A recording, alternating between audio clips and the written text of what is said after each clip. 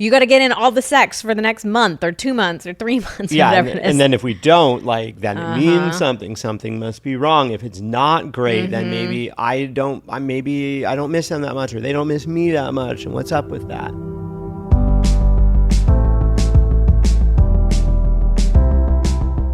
Hello and welcome to the Pillow Talks podcast. We're your hosts, Vanessa and Xander Marin. I'm a sex therapist with over 20 years of experience. And I'm just a regular dude.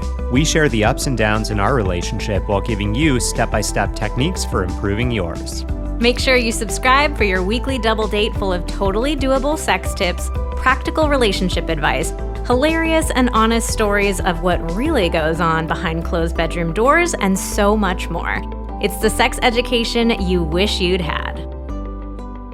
How do you keep the spark alive in a long-distance relationship? That is the question we are trying to answer today. I know it can feel hard enough in just a regular old relationship. So a long-distance relationship is like, we're upping the stakes here. Upping the distance. Upping the distance. Wow. So we have been asked to do this episode for a very long time. And to be honest, I didn't really realize just how many couples are actually in long distance relationships. Yeah, I guess I'll take responsibility for the fact that I just thought of this as like, oh, this is like younger people. People in college. Like my boyfriend's abroad. Yeah, first job out of college. We went to different cities. Yeah. But I was pretty shocked when we started doing some research for this episode and started pulling up some numbers. We actually had to like double check ourselves because like, this cannot be right, can it? So here's some stats that we found. 75% of all engaged couples have at some point been in a long distance relationship. 10% of couples continue to maintain a long-distance relationship after marriage. So you're married, but you're still living separately.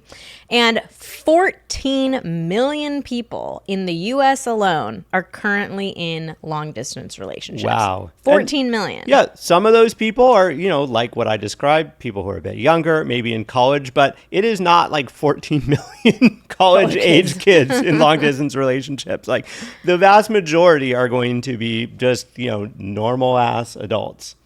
So we decided to turn to our Instagram community because we've been together. We're coming up on 17 years this year, and we have not ever been long distance. No. So we decided, let's turn to our community. Let's ask the people who are in long distance relationships, like, what are your best techniques, hacks, tricks, secrets to keeping the spark alive and keeping it spicy, even when you are potentially hundreds, even thousands of miles away from your partner. And maybe you can even use some of these tips if you are not actually long distance. Like, I know that for us, when one of us is out of town or we are away from each other for a couple nights or a week or something like that, Vanessa and I, honestly, we kind of struggle with like talking on the phone. We don't really know how to communicate. We're not good at talking on the phone. We don't really know how to communicate that well, not in person, because all our experience is really communicating in person. So if you are one of those people that haven't been in a long distance relationship or haven't for a very long time, you've gotten really used to your dynamic being face to face in person, I think a lot of these tips are really great tools for the tool belt, because at some point you will be apart for a couple of days, a couple of weeks, maybe even a month. Like, who knows, like a family member gets sick or something. So it's so good to just have this stuff to be able to know, okay, this is what we can do when we are on the phone and we're like, what do we talk about? So I'm selfishly excited because we need to get better in this area as well. Okay, so we broke these tips down into a couple of different categories. We're going to be covering communication, staying emotionally connected, keeping it spicy, spending time together, staying independent, and plans for the future. So let's kick it off with communication. I think one of the top tips for long distance relationships is that you just have to be in more communication than a what would you call it? A close distance relationship? A regular relationship? In-person relationship? In-person relationship. That sounds kind of weird, especially after the pandemic. Like in-person. It's like, oh, are you in an in-person workplace or a remote workplace? Well, obviously communication is important in any relationship, but in a long distance relationship, you have to rely on it even more because you're just not with each other in person nearly as often. I can see how this one might feel or sound a little weird because it's like, well, hold on a second. Like if we are not together all the time, arguably we can't be in communication as much as we would be in an in-person relationship, right? Like our communication is more limited to like when we are talking, like you're not going to be talking like 6 hours a day on the phone. So I could see how some people are like, oh, wait, well, like, is it really that important? But I think it's because you are not together. You're not sharing all these experiences. And so the way that you communicate can really make or break how things feel. Well, you have to get more creative with your communication and like find ways to keep that thread of connection alive between the two of you. So I think a great thing if you're at the beginning of a long distance relationship or you're about to spend some time apart is to talk about your communication expectations. Like a lot of people said, we went long distance and we really weren't on the same page. Like I wanted to hear from my partner every day, but they would go long stretches of time without checking in with me. I wanted to hear a good morning or a good night every night and they never did. So really getting clear with yourselves and, you're not going to know ahead of time, but you can at least try to guess, here's what I would like us to start out with. Mm-hmm. Let's check in a month and see, like, do we need to adjust our communication styles or schedules or anything like that? But really just talking about like, when do you want to hear from each other? How often do you want to hear from each other? How long even do you want to have conversations? Like some people might be like, I want us to grab at least an hour on the phone together every night. Other people might be, you might be dealing with really big time zone differences and struggling to really find that much time at all to connect with each other. But the bottom line is being able to discuss your expectations and your desires is really important. Just finished A Court of Thorns and Roses and craving another fantasy world to devour? We are so excited to introduce you to Dipsea. Dipsea is an app full of hundreds of short, spicy audio stories. They bring scenarios to life with immersive soundscapes and realistic characters. Discover stories about second chance romances, adventurous vacation flings, and hot and heavy hookups. And there's also a growing library of fantasy series with werewolves, Greek gods and goddesses, Regency-era historical fiction, and fairy smut to explore the bounds of your pleasure. If you've been following us on Instagram, you know that I went deep down the smut rabbit hole in the last year. I've read so many books, but it's really great to get to mix things up with Dipsea and get to hear the stories instead of just reading them. New content is released every week, so in between listening to your favorite stories again and again, you can always find something new to explore. Dipsea offers a modern approach to romance through high-quality audio and captivating fiction. For listeners of the show, Dipsea is offering an extended 30-day free trial when you go to dipseastories.com/pillow. That's 30 days of full access for free when you go to dipseastories.com/pillow, dipseastories.com/pillow. Yeah, especially around, so I think there's multiple types of communication. There's probably the more like, one-to-one communication, like when you're on the phone on video chat or whatever. But then there's also like asynchronous communication, like texting back and forth, where it's like you send a message. There's not this immediate expectation that your partner can respond immediately, but, you're sending messages back and forth on your own schedules. And like, what are the expectations there? Is it like, we only talk during that time that we're on the phone? Are we sending little notes back and forth? Like what level of detail are we sharing about our lives? Like, is it like, does it feel good to be kind of let into like, oh, yep, just left this meeting at work. It was pretty boring. Or like, do you care about that? Do you not care about that? Like I could see a huge potential for misaligned expectations and some serious feelings being hurt if one partner is like, well, I'm not going to tell you about all the little minute details in my day because it's really boring. And the other partner's like, well, but I'm away from you. And like, I just want to feel like I'm part of your life. So I want to know all this stuff, even if it's boring. Yeah, that's a good point. I also really like the idea of coming up with some sort of daily communication ritual. So, for example, a lot of people told us that they love sharing like a photo of the day with each other. So it's like throughout the day, they just take like one random photo to show like, this is just what my day-to-day life looks like. Here's what my lunch is, or here's where I went on a walk, or here's like me and my PJs on the couch, whatever it is. But like having a photo of the day or a video of the day can be really nice too. Just like a quick little check-in, just, you know, especially again for those who are dealing with big time zone differences too, of just showing like a little bit of your life. A voice note, of course, can be great. And good mornings or good nights, like those in particular seemed really important for a lot of people in long distance relationships. They're like, I like that like beginning and ending of the day ritual. So coming up with some sort of ritual of your own, you can make it unique. Of course, there are tons of other ideas that you can do aside from the ones that we mentioned, but something that just feels like your special thing that you do with each other every day. Another communication tip is continuing to remind yourselves why you're doing this. I think that it can be easy to feel like, oh God, we're just like doing this long distance thing and like it just feels so hard, but it can be easy to lose sight of like why. So, you know, one example, you know, we hear from a lot of military couples where, you know, one person is deployed and the other person is obviously not deployed with them. And so, you know, reminding yourself, hey, like I'm doing a service to my country. You know, this is why I'm here. You know, we're looking forward to being able to be back together someday. But like, you know, for now, like this is what we've decided to do.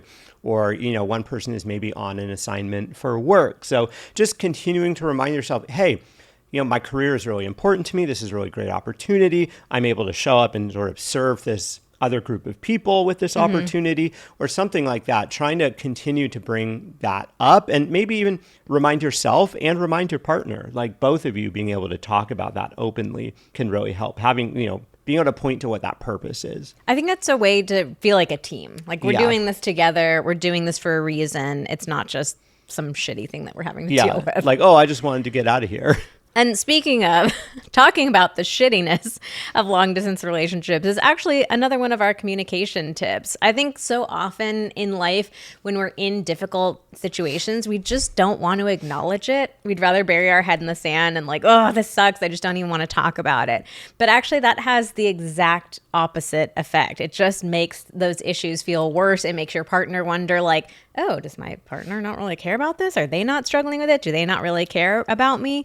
So talking to each other about how frustrating and lonely and difficult and annoying a long distance relationship is actually can bring the two of you closer together and help you feel like a team. Yeah, I think a lot of people think that, okay, well, if we are long distance for a good reason, like a job opportunity, a military deployment, whatever the case is, it can feel like, well, if I have to acknowledge that this sucks, what that's saying deep down is that I made the wrong decision and I can't have made the wrong decision. So I'm just going to be like, you know, kind of overwhelmingly or toxically positive about like why we're doing this. I'm not willing to recognize the downsides or the challenges.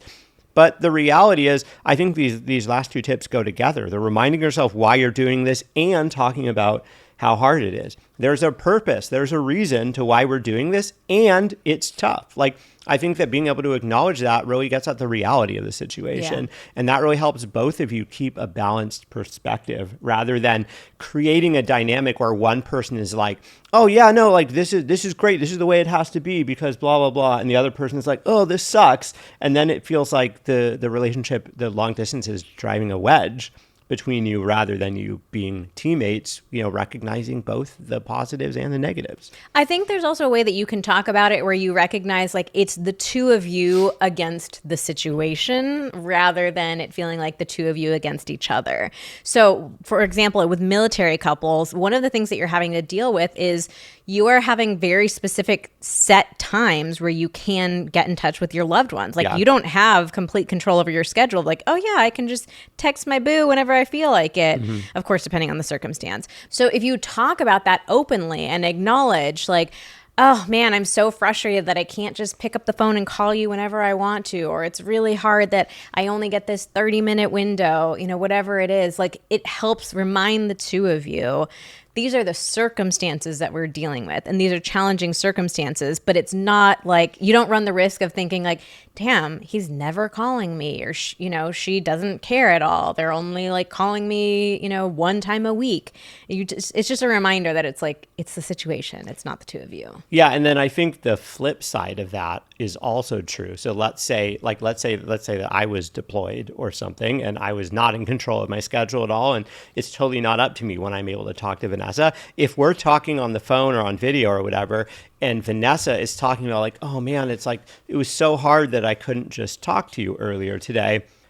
It would not be helpful for me to be like, well, babe, that's just what the situation is and you got to deal with it. Or like, well, and I'm sure so many couples have been in this situation, like being like, well, that I'm not in control of my schedule. Like I'm deployed, I'm doing X, Y, and Z. Like you knew this when we signed up for it. Like that's not a helpful way of talking about it. That's like letting the long distance drive a wedge in between you. Instead, it's just being able to hear your partner and be like, yeah, it does. It does suck. Because the reality is it sucks for both of you.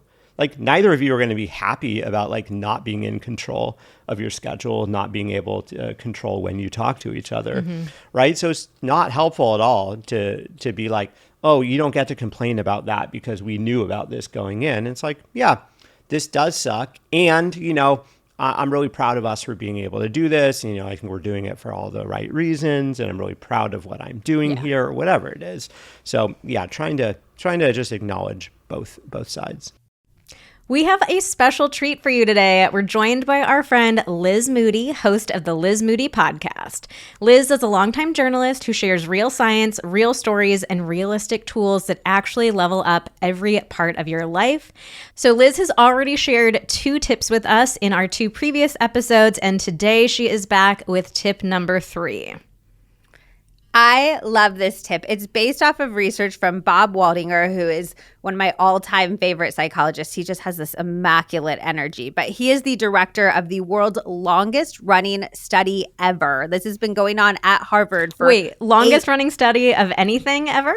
Of anything ever. It's the longest running study ever. And this has been going on for around 80 years at Harvard. And it found that the single greatest predictor of health and happiness was, you guys want to guess? Relationships. I have a sex. Well, you're like, there's a reason you're telling us this. I was gonna say, well, because we know that one of the best predictors of a successful relationship is gratitude. I was gonna guess gratitude. I love that. I think that's a really good answer. And there's a ton of incredible research behind gratitude. But Vanessa is right. It is the quality of our relationships. And there are real physiological benefits to this. You're going to literally live longer. There's things happening to your body on a physical level. But obviously, there's also the psychological benefits. And I really like to highlight this research because we can all say, yes, our relationships matter, they're important, but then we don't act on a day-to-day basis in our lives like that is true. Our time with the people that we love is fit in around everything else on our to-do list. Have I checked off all of my personal health habits? Have I gotten all of my work done? Is my house clean? Are my chores done? And then in that little bit of time when we're super sleepy at the end of the day, we try to give some quality time to our partner or call a friend or call a family member. And I'm suggesting that we not reverse this completely because obviously we all need to go to work and live our real lives and that type of thing. But we give our relationships the credence that we know that they should have for both our happiness and our long-term health. And we do that by calendaring in our relationship. So you can do that by scheduling in sex, which I know that you both approve of because you've said that on my podcast. And you can also do that by scheduling in date night, scheduling in time to call a friend, essentially acting like these things are important and they do matter in the same way that everything else that you're putting on your calendar matters. I'm going to guess that this will probably be my favorite tip out of the 5 that you're going to share because it's just so important. And I think one of the things that we really get wrong about relationships is we feel like they shouldn't take any sort of effort whatsoever. Like we've all been fed this fairy tale version of relationships where you find your person and you live happily ever after. And most people will tell you like, yeah, I don't want to have to work on my relationship. So I think really shifting our mindsets to recognize like, no, our relationships are important and they do deserve our time and energy. And it feels good to spend our time and energy on our partner. This is not like us saying you need to spend more time doing your taxes or anything like that. It's like you should want to spend time with your person. Yeah, I mean, this feels empowering to me. It's like we get to create our own happiness, our own well-being by taking action and prioritizing relationships, whether that's our romantic relationship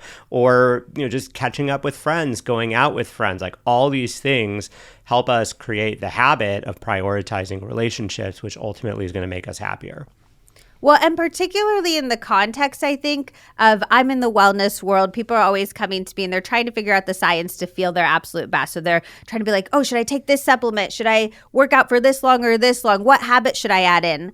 And I'm like, the number one predictor of your long-term health is the quality of a relationship. So before we're doing all these other things, can we zoom out and say, what do my relationships look like and how can I give them the importance and the time that they deserve? This is one of the 15 love lessons that my husband and I share in a special anniversary episode that we did called 15 Love Lessons from 15 years in a relationship. And it's one of my all-time favorite episodes that we've ever done. It was a lot of fun to do with my partner, and we share all of our little secrets that's made our love last so long. We love Zach too, so a little plug for him. We'll put the link for that in the show notes to our episode so you can find it easily, and make sure to keep an ear out for Liz's next tip next week.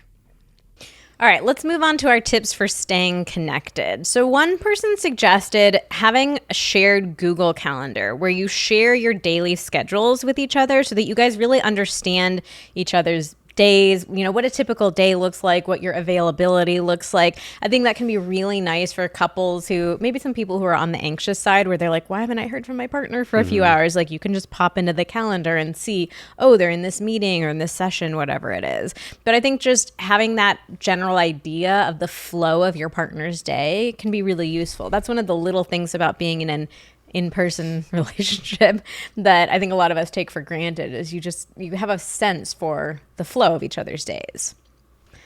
Then let's talk about date nights. So even though you are separate, you still need to have date nights. Oh, yeah. And I think this is an opportunity to be a lot more intentional about date night than the average couple is. Because let's face it, most of us just don't have date night, or we just do the same old, like going out to the same old restaurant or out to a movie for every single date night. Like the average couple is not very creative with their date nights.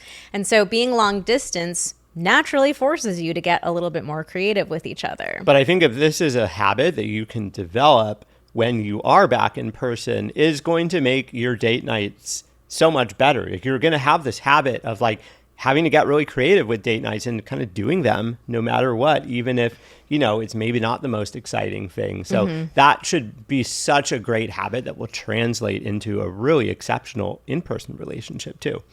So one of our favorite ideas for like a special date night that you can do, over the phone or over video chat is like getting the same recipe and cooking it together.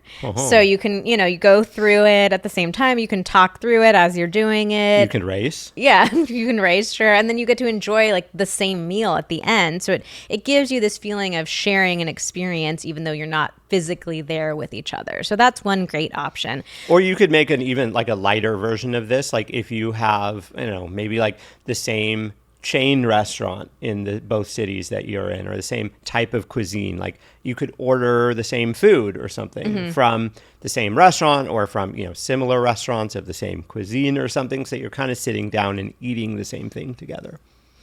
We also recommend spending time together when you're just doing normal adult stuff. So not necessarily like a date night per se, but just video chatting while you're like folding the laundry or putting things away. Like it can just be nice to spend time together doing the quote unquote boring adult stuff. Like I think that's what a lot of people in long distance relationships miss, is that feeling of the day-to-day little things that you do with each other that, again, so many of us take for granted. It's like, oh, the laundry. But yeah, it's kind of like the normalcy. Yeah, the normalcy is something that you miss. So having little video chats when you're doing that kind of stuff can be really nice. You can also watch the same show together, listen to the same podcast, or read the same book together. So you can do that either in the same moment if schedules permit, you guys both watching it together, talking about it, pausing it, chatting about it, or whatever, or do it at separate times and then come together and discuss. So we've actually had a lot of couples tell us they read our book, Sex Talks, the 5 conversations that will transform your love life. Great idea. They did like a little book club where they each read a chapter separately and then they came back and talked about it together and like had a little date night about it. So something like that can be a really great option. And we will put the link, if you want to check out Sex Talks, we'll put the link to that in the show notes, but you can also just find it at sextalksbook.com. You can also play video games together, send cards or care packages in the mail to each other. I think that's such a nice one because in this day and age where most physical mail, let's be honest, is not very exciting. Not that email is very exciting either. It can just be really fun, a delight to get a package in the mail, a letter in the mail. And I think let's not downplay that. It's more meaningful getting something where like actual pen was put to paper. Someone had to really think about what they were going to say. They couldn't like write and delete and write and delete. Like you had to, kind of commit something from pen to paper. That's really nice. Speaking of writing, another great idea that we got from our community was sending a journal back and forth. So like one shared journal that you're both writing in, and you can either like pop it in the mail, so you get to have that surprise of getting something in the mail, or if you're like visiting each other in person, like you kind of swap it, like put it in their bag or their suitcase and they take it back home with them and they bring it back, that kind of thing. It just can feel like a sweet little memento that you guys get to have with each other.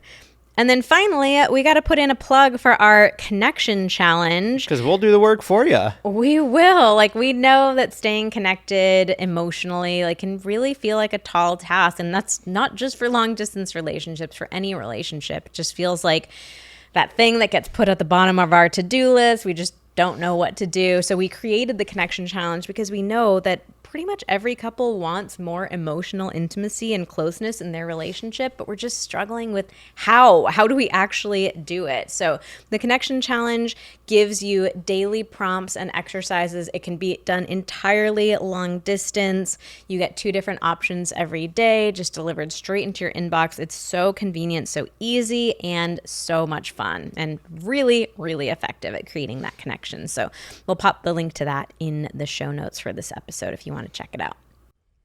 All right, now we got to get into the next topic, which is keeping it spicy, because you absolutely can keep it spicy even when you're not together. I think one of the biggest mistakes that people can make in long distance relationships is thinking, oh, well, because of the distance, we can only have sex when we're together. Sex is something that's like off the table, or a subject that's off the table when we are apart, so that we don't feel like, it's something that's driving us apart or something that we're missing too much. But we think it's so important to keep talking about sex. Like, not only is talking about sex the best way to keep that spark or that spice alive between you, it's equally important to just be able to acknowledge the frustration of not being able to be in the same place, not being able to have sex or just have that kind of intimacy that you want to have. So obviously, like, reading our book is a great way to get more comfortable talking about sex. Vanessa was just mentioning that reading that together is a great way to have a structured way to keep talking about sex. But yeah, I mean, I would just in general encourage you, like, don't take the conversation, the topic of sex off the table. Talk about what you're missing, talk about what you're excited about, talk about what you're frustrated about. Like, it's all okay. We also mentioned a minute ago, like, reading a book together. You could definitely read or listen to a spicy book together and come back to discuss, like, the scenes that you really liked, what the characters said, what they did. That can be very fun. And of course, you can sext with each other and sending each other spicy messages. And, I think that this can be one that can feel a little tricky if you don't feel super comfortable with, kind of like dirty talk and being able to express what it is that you really want or what you're excited about. And that's like one of the main reasons why we created our guide, Dirty Talk 101, which is all about figuring out, like, what is your unique dirty talk voice? Like, what is it? What words do you like? What phrases do you like? What energy do you like when you are just kind of like texting or talking about sex. And so that can be such a great option if you're feeling a little nervous about, God, how do we keep this like kind of sexy talk going between us when we are apart? That would be such a fun thing to work through together. I mean, it would be a great conversation starter of like, okay, cool. Like, let's go through this part of it. All right, what words and phrases do we like? Or just something to work on your own if you really want to up your game in terms of being able to send spicy messages to your partner. So we will put the link to Dirty Talk 101 in the description. We just can't recommend that one enough. We love it so much. And I know like that alone has changed so many people's relationships with just being able to talk about sex in a way that really takes things up a notch. Of course, some other options are sending each other sexy pics back and forth. And if you can make it work with the time differences, FaceTime sex. A lot of people are like, just all you can do, just get on FaceTime, have some fun. Another fun idea is that if you guys are about to be coming together again, one of you could send the other some lingerie, like something that you might like them to wear for you when you guys are back together. Maybe you do that like not even right before you're about to get back together, but when there's still a while, so you can build some anticipation. You could talk about that for a while. Oh, I can't wait to see you wearing this or that or whatever, or I can't wait to be wearing this for you or whatever it is. Or you could also do like role play costumes if you want to do that. Like send them a little like fire. Fire. What was that? My friend just had a stroke, I think. Like, I was trying to say firefighter. I can't. Why is that so hard to say? Firefighter. We got to get a little video clip. We have to get a little clip of that. What happened? Well, initially I was trying to say fireman, and then I was like, well, I don't want to be, gendered about it. Like, what is the fire person? Then I was like fire person, and then firefighter. Firefighter's gender neutral, right? Yeah. A person who fights fire. Firefighter is fine. It just sounds so weird. Firefighter. Okay. Anyways, whatever. A firefighter costume. Send it ahead of time. Wait, are we like keeping all this in the podcast? I think so. Okay. I thought we were off the record there for a second. Wow. Well, we'll let our podcast editor, Art, decide if that's going to make it in or not. Okay. Another option is app-controlled toys. Technology these days, man, it's making long-distance relationships a lot easier. But there are a number of Bluetooth-enabled sex toys where one person can get the control to the toy, like even if you're thousands of miles separate. I have said millions of miles. I have said millions. I was like, I don't probably think not millions. I mean, if one of you is an astronaut and going to the moon, but I'm not sure that you're listening to this. There would be maybe a little time delay on that. Hard to send a data signal back and forth. NASA is like, yeah, I bet NASA frowns upon third-party apps. Okay, so. Anyways, if you're shorter distance than millions of miles apart, you can get an app-controlled toy and play with that together. So that could be pretty hot, like your partner's on FaceTime. On FaceTime, there you go, doing it, having fun. You're doing the best you can. Doing with the what best you you can. And then finally, we'll also mention we have our ultimate foreplay guides and our next level intercourse guide. Those are our two most like technique-based guides. Those can be really fun just to create a sense of anticipation and excitement. So like getting those guides, reading them together, going over like, ooh, I want to try out this technique on you, or I want us to do this position or this like adventure. That can be just a super fun way of keeping the spark alive. So we will also link those things in the show notes for you. Let's move on to time together. So obviously, if you're in a long distance relationship, the time that you spend together is really important. It's just you're having way less of it than other couples are. Yeah, and the pressure is on. The pressure is on. We will talk about that in a second, too. It feels like the pressure is on. So one of the things that is super valuable is to make sure that you always have your next visit planned before finishing the current one. Mm-hmm. So always having a trip on the calendar. Something to look forward to. Exactly. And this is a tip we actually give to couples when it comes to like vacations or trips together, even if they are an in-person couple. I still don't know what to call these in-person couples. But like having something on the calendar to look forward to builds so much anticipation and excitement, and it just gives you a lot of hope. Even if it's a long time away. Exactly. I think a lot of people don't do it because of that. We're like, well, we can't go on vacation for like another year or two, so it's like not worth planning it. And it's like, well, no, it is worth planning it because it gives you something to be excited about.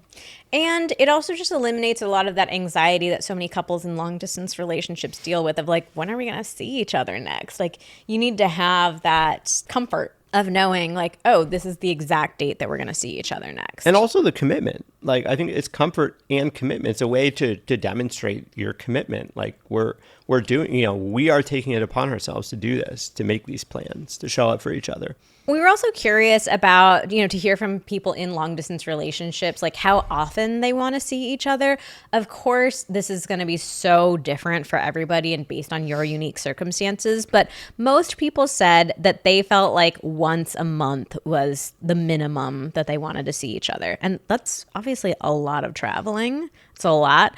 But, once a month, that was the most common response. We also heard a lot of twice a month, which... Of course, if you're like, well, it all depends on how far apart you are. Yeah, an hour apart from each other versus like a 10-hour flight. Obviously, that's a huge difference. But I think that's another great thing for the two of you to discuss is like, given our circumstances, our distance, our finances, our schedules, like what is realistic for us to do? And I think it's also really important to talk about how you're going to share that load of traveling. Like, is it that one person is always visiting the other? Who's paying for it? Are we taking turns? I think a lot of the feedback we got is about just like how important it is to try to share that load. Because let's be honest, traveling is hard. If one person is always getting on a plane and traveling and the other is not, like that is an imbalanced load, even if, the other person is paying for it or something like that. Like just traveling takes a toll. And so I think that, to the extent that it is practical, each of you taking turns or, some kind of trade-off there so that everything feels balanced, I think is really the fair way to do it. And also that way it can feel like both of you are really showing up for the other and going out of their way. Maybe the only exception here is like if one person has a way more flexible work schedule or something like that, and the other person can't really plan too far in advance because of their work. And so the other partner is like, okay, well, I know that I always have weekends off. So I'm going to come on the weekend because, I don't want to like risk thinking like you're going to come and then you can't last minute. And so then we don't see each other. So let's talk, though, about the pressure of time together. This was something that we heard about so much from the couples that we spoke with. They said that when you're in a long-distance relationship, there's really this pressure to make the time together, like, make it count. Yeah. And you feel like you've got to, like, wring every last moment for what it's worth. Like, oh, we're only seeing each other this one weekend for the next few months. Like, we have to make it count. And that can just create so much pressure. And another dynamic that comes up is there's often a transition time. Like when you get back to, just like when Xander and I are apart and we have to transition to being on the phone and we're like, how hi, do we do this? like, how was your day? I don't know. How was yours? Like there's also an awkwardness in transitioning from being over the phone or being through letters into being in person. So normalizing that, like, it's okay if you feel awkward and you're like, damn, I've been so excited to see you. I've been waiting for this, but like, I feel awkward and I don't know what to say to you and I don't know how to interact with you. Like that's normal and that's okay. And don't put pressure on yourselves that you have to make like every last second count. I think, we've been talking a lot in this episode about those little kind of boring, mundane life stuff. And I think trying to make some space for that kind of stuff together can be really nice. So not feeling like, okay, well, we have to like go out to eat for every single meal and we have to like go to the amusement park and we have to go to the movies and we have to do all these things. Like it's okay if you just want to veg in bed for a little bit, or if you're just going to, clean up the house together. Like it's okay to make some space for those basic tasks. I feel like we kind of sometimes talk shit on this podcast about like doing the old Netflix and chill all the time or kind of like doing more like zoning out activities. But I would actually say this is maybe a rare circumstance where kind of like doing those more zoning out kind of like normal everyday things for people who are in person might actually be kind of nice and comforting if you have limited time together, where it's just like, let's just kind of like feel like what it would be like to just sort of be together and be comfortable together and in a sort of normal relationship. Maybe don't spend the entire time you're together just on your phones on the couch with Netflix playing in the background, but maybe give yourself permission to like, hey, it feels good to just know that we're here together doing this, and let that be what it is. And that pressure really comes up with sex too. Like, so many people told us, like, that first time having sex with each other, it feels like all the pressure is on, that it like, and we have to make each time having sex count, and we have to have way more sex than we might normally, because it's like, you got to get in all the sex for the next month or 2 months or 3 months. Yeah, or whatever it is. And then if we don't, like, then it means something must be wrong. If it's not great, then maybe I don't miss them that much, or they don't miss me that much. And what's up with that? So we have a rule that we talk about in our book, Sex Talks, called the first pancake rule, which is like, when you're making pancakes, regardless of what you do, the first one always just turns out a little weird. Like, the same thing is true with sex. When you haven't had sex in a while, the first time back in the saddle, it's just awkward and weird. And I think if you can set the expectation beforehand of like, this is not going to be our best sex ever, that can just relieve a lot of the pressure, make both of you chuckle a little bit, and like, okay, like, let's just get the first one over with, and then we'll start having more fun in the future. It's funny. Whenever we do reels about the first pancake roll, there's always people that jump in the comments where they're like, well, bad pancakes come from like, oh, like you didn't heat the pan up enough, or it was too hot or something. And the reason why the next ones come out better is because like it's, the pan is to the right temperature, everything is stable. But I think it actually, that example still works better. It's like, well, yeah, you got to get your temperatures equalized. You got to like get everyone onto the same vibe level. You got to, get that spice level right. And it takes a little while for everyone to acclimate and get into the zone. And then that's when things start feeling really good. And again, this is another great thing to talk about openly ahead of time while it's happening. Just like acknowledge with each other, like, yeah, it does feel like there's a lot of pressure to catch up on all this missed time, or to make sure we're having the most incredible sex that we'll remember for the next 6 months. And like, it's okay to acknowledge that and say like, I feel kind of stressed out, or, I don't want to put this pressure on ourselves. But just being able to talk about it openly really helps. Yeah. And also, I hate to break it to you, but sex is not like a cumulative thing where like, if you, this isn't a really extreme example, but like if you have sex 5 times in one day, like that is not the equivalent of like, okay, cool, we're good for the next week. Cause it would be as if we had sex 5 times that week. Like, you're not going to be like satiated 5 times longer. I think a lot of us fall into that trap of like, kind of having to like make up for lost time, or having to kind of like put some intimacy in the bank. And it's like, unfortunately, it doesn't really work that way. Like, after a couple of days, that sort of memory is going to fade, or maybe, you feeling really like spent from all the sex that you had is going to fade, and you're kind of still going to feel the same level of desire for it. It's not like you're going to be like, okay, cool, well, I'm good for a month now because we got it all in. And this is why it's really worth getting good at dirty talk. And so that way you can like, there's not all the pressure on your only sex life is when you're in person. It's like you can keep that intimacy alive between the two of you, even when you're apart. Yeah, it's a great way to keep those temperatures equalized so that when you are together, there's a faster ramp up time. All right, let's talk about staying independent. So many people told us to actually make the most of your time apart. I think a lot of in-person couples struggle with maintaining independence. And this is actually a gift that long-distance relationships give you, the ability to have your own independent life, your own like interests and ways that you spend your time. So really being able to recognize that gift that you're getting. Yeah, I mean, I think that as hard as it might feel, like, it can be an opportunity that you might not otherwise have to be able to focus more. I'm not saying that, like, I'm not placing any value judgment on this, but just given that you don't have that in-person time with your partner, you might be able to spend more time on, say, friendships that you have in person, family that you have in the same place that you are. And just, so like you can use this as an opportunity to be able to do more, to show up more, show up differently than you might be able to if you were at home with your partner, or at home with your partner and your whole family, your kids or whoever it is, depending on your family configuration.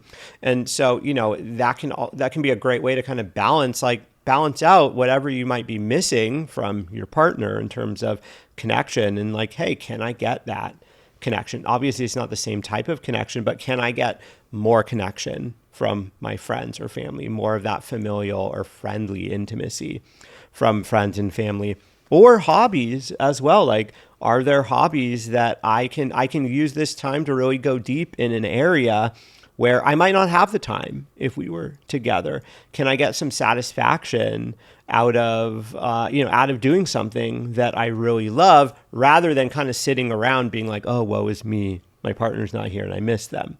Of course you can miss your partner, but I think it's like, okay, well, yes, this sucks. And are there things that I can do, that I can focus on, that I wouldn't be able to focus on if we were together? And maybe even things that your partner doesn't enjoy doing. So you're like, oh, you don't like this? Okay, I'm going to spend my time doing it while you're gone. Yeah, I bet you know what I would be doing a lot of if you were not around. Surfing? Yeah, I mean, hopefully, if we had to be in a long distance relationship, I don't know why that just sounded so suspicious to me. I was like, "What are you talking about?" I don't know. Okay, and then finally, let's wrap up with talking a little bit about plans for the future. So, a lot of people in our community said it's really important to have a plan for how long you're going to be long distance, and of course, this isn't doable for every circumstance. Sometimes we're just dealing with life stuff and we don't have exact set timelines. But a lot of people said, if possible, just knowing the time span of how long you're going to be long distance can make it a lot more manageable. And a lot of people mentioned in particular that like 1 year felt like kind of the max that they felt able to do. And again, of course, this is really going to vary from person to person and circumstance to circumstance. But I think that general idea of having a sense of like, how long are we going to do this for can make it a lot more manageable. We also got a really interesting tip from somebody about how to navigate, like, let's say you're living in different cities and one person decides to move to the other person's city. So they gave the advice that it worked really well for them, for their partner to move to their city, but to get a separate apartment. And for them, they were like, there's just so much pressure when your partner changes their location for you and then moves into your space. Oh, where it's like, okay, we're doing this now. It's like, we're all in. Yeah, we're all in. Or even like if the two of you get another place together, it's like, you have your life in your town or city. You have all your people and your friends and your activities and stuff like that. And so there's this imbalance where the other person doesn't have that yet. And for them, and again, this is unique. Maybe it's not going to work for everybody, but they were like, it worked really well for my partner to move into their own place initially, like kind of get their feet wet in this new place, create their own, routine and all of that, but just to like have a little bit of separation still. So it's not this like going from long distance to everything is merged. Yeah, I think that's an especially good idea if you don't have a history yet of living together previously. I think that might start to feel a little tough if it's like, well, hey, we're married and we've been living together for 5 years and now we're apart. We're not telling you, no, you cannot go back to living together.